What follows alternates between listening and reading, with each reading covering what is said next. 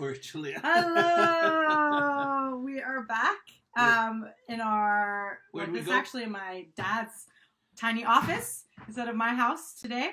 And what are we going to talk about today? What's the encouraging 5 minutes? As we continue to talk about God as a father, in my travels, a couple things have come to me that I'm always talking about tearing down lies that people believe about God. So we're going to talk about lies and truth.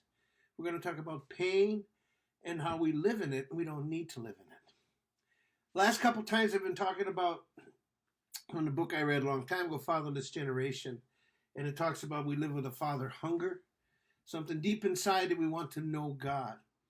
Sometimes we have this hunger and we don't even know why it's there. I compared it to Oreo cookies or spaghetti, depending on what part of the video you came in on. And so the next one is we can live with a lie for so long that we actually believe it's the truth. And we can dictate our actions around the lie. Yes. In other words, we believe so much a lie that we actually begin to build our life around the lie. For example, if you grew up in a home that was verbally abusive to you, and your father or your mother or your older brother or sister, they would abuse you by calling you names like you're stupid, you're dumb, you're ugly, you're never going to amount to nothing. And there was nobody to stop them from doing it or to contradict or to change what that is. You begin to believe up with, maybe I am dumb, maybe I am stupid, maybe there is something wrong with me. And they begin to tell you, and you begin to believe a lie. Now, these lies can also go of how we see God. When I talk to people about God as a father, sometimes because they never had a father, they can't imagine God being their father because they never had a father. Or if they had a very bad father, they compare, was God like my father? If my father is supposed to be like God, is he like that? And they compare and they mix it up. And they read the Bible sometimes, but it doesn't seem to do any good. Then people ask you questions like, if God is such a good God, how come there's so much suffering in the world? And another question is, if he's so wise, if he's so powerful, why don't he stop something? Like that. So those questions like that. Why doesn't God stop all the evil in the world?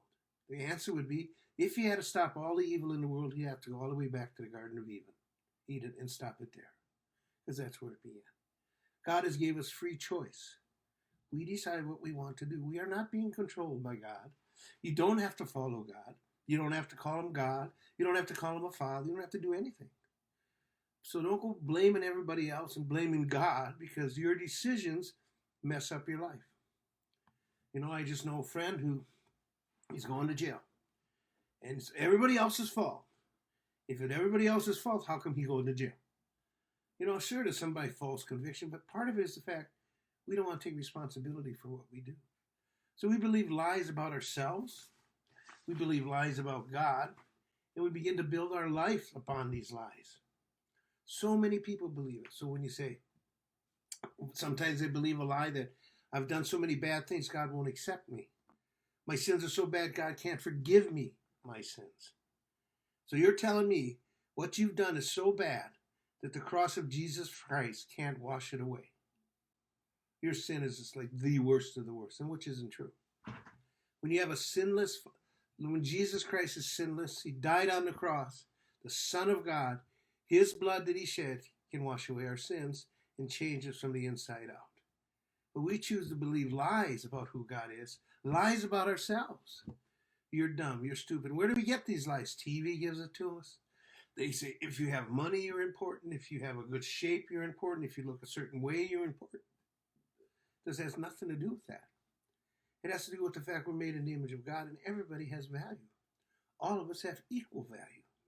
But we hear all these lies about things, lies about this, lies about that, and it can never work. You see what I'm saying?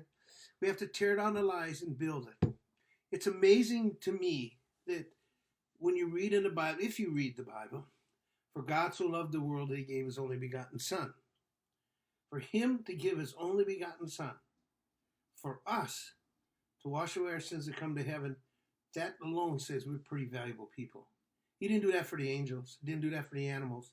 He didn't do it for anybody but us, people, human beings.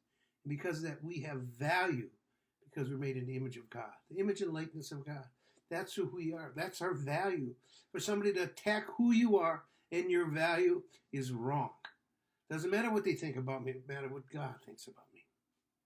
The word for today is, you're made in the image and likeness of God, and don't you forget it. And that's the way it is. And JoLeah was saying I have to be dramatic, so that's my dramatic. Not dramatic. You're supposed to be loud, because he's not loud enough. This for was the good, TV. though. So God bless you guys. Have a good week, and we'll see you next week. Sounds good. Bye, you Bye. guys.